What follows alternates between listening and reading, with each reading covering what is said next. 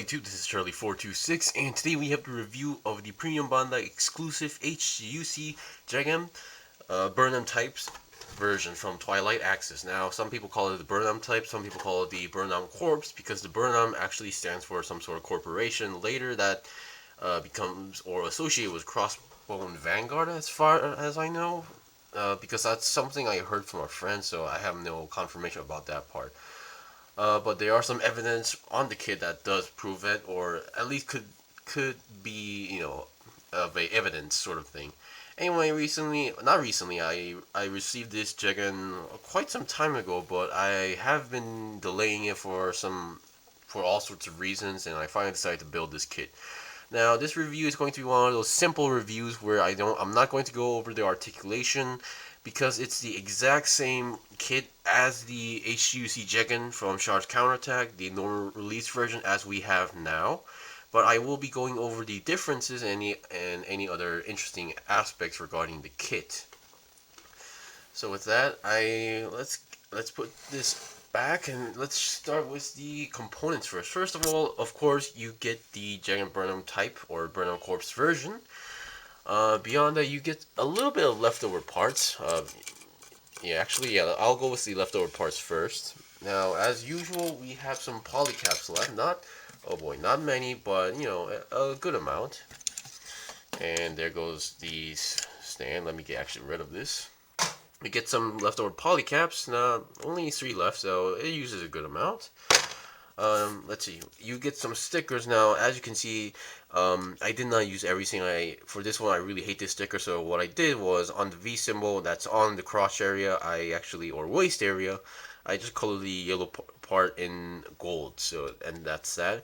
The rest are usually used for the camera sections, and you can see there's one left over, which I will explain later. Another thing interesting is that the first time seeing this is that you actually get a leftover visor piece. Yes, I've built a ton of Premium Bandai Jegan kits and none of them gave these. However, this one, on the other hand, uses a special shape. They actually give you a leftover piece of the visor, so that's a really good news for me. You get a leftover headpiece because I believe this also uses a different shape version, which is actually the main difference regarding the kit. You get a leftover antenna piece because also it uses a unique, different shape of the antenna. And here is the Birnam Corps Jegan actually has this scouter or extra sensor that's on the head, and they give you 2 options. One is this one that has the circular one, which I was not really too aware, and the other one is the more squarish one, which we saw in the Twilight Axis anime. So that's the one I went for, and that leftover blue sticker is used on this extra sensor. So that's that. The rest is pretty much typical. You get a beam rifle, which I won't be showing because it's pretty much obvious. You get a leftover hand. Well, not exactly a leftover hand. This is actually you get 3 hands, 1 trigger finger, and 2 multi-purpose hands for left and right. And then 2 beam saber, which again for the Jegans they get 1 long one and 1 long one, and a little bit shorter one for some odd reason. Still, I'm not sure why.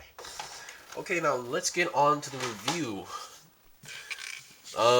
Another thing that of course is this heat lance, which is only given to this specific Jegan, the Birnam Corps. So this is another one of the basically main differences between the original Jegan we have, and of course obviously the color. If you didn't notice that.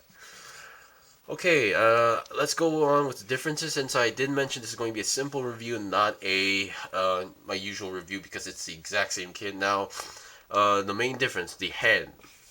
Now, on the head, most of the sticker goes on the head. There's one on the camera. There's one for the the back, and then the rest goes on to the Vulcan pod, which is also a different shape because it comes in a actual different plate, and the extra sensor / scouter, which also uses the sticker. This is the version I used, and the one I saw in the anime, the one that had a more squarish. Now come to think of it, I think I do remember seeing the circular one, but I'm more used to this design, so that's why I went for this one.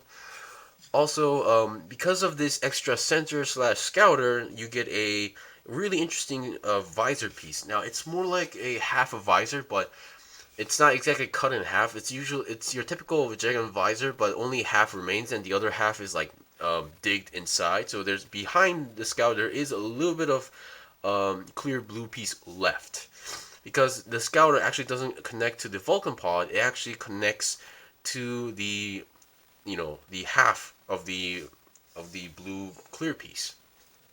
And because of that, after you put the scouter, you have this middle gap. Hence, this purple piece is a unique piece, which actually comes with that extra bar thing that goes inside to cover in the gap. So beyond that, that's pretty much it for the unique part of this Jegan. And this thing does not come with any sticker decals or no water slides. Now, the most noticeable one is the heat lance. And this thing is pretty fun. And you know what? I think I'll deconnect it. And once again, being a Jegan kid, it's really stiff in all places. Alright, the heat lance. It uses the trigger finger, and it also has all the holes in peg system to have a firm connection.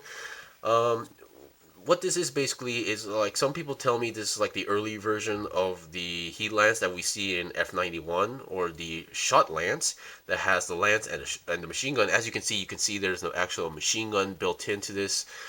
And then, oh come on, you have this handle that can move around. And yeah, and you can actually detach this lance as well. And maybe if you're good at diorama or special effects, you can make it look like it's firing. And yeah, and this thing itself, without the lance, is still a weapon because it has the machine gun. And also, according to the manual, which I was not too aware of, is that you can use this as a little spear. Like that. Even the manual does show that you can actually make the Jegan hold it like a spear. So that's a pretty interesting aspect, and a very uncommon weapon within the Universal Century. I mean, I don't think we've actually, before F91, of course, we haven't really seen an actual unit using a spear. Of course, there was the Jim Semi-Striker and Jim's Striker, but that's a whole different story. So yeah, it's a pretty interesting effect, and yes, these parts is actually a clear effect, like a beam saber effect. It has clear, and it has all these effects going on.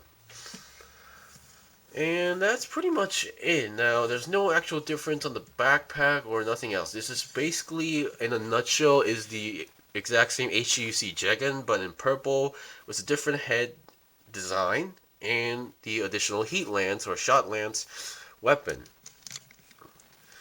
So yeah, I mean, unless you're a really big fan of Jegans like me, or if you really enjoyed the ONA series, the Twilight Axis, yeah, you can go for it. I mean, it shouldn't be much of a big deal building it. It's a matter of fact, if you can get it for a decent price, and if you love Jegans, you're gonna love it. But if you're not like a Jegan fan or a Gruntooth fan, this is not for you. So keep that in mind.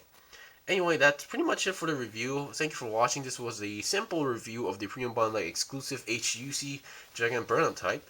If you guys got any questions or requests, leave a comment below. If I got anything wrong, leave a comment below as well. I still have more kits to buy and build and make reviews out, so please stay tuned. Until then, see you guys next time.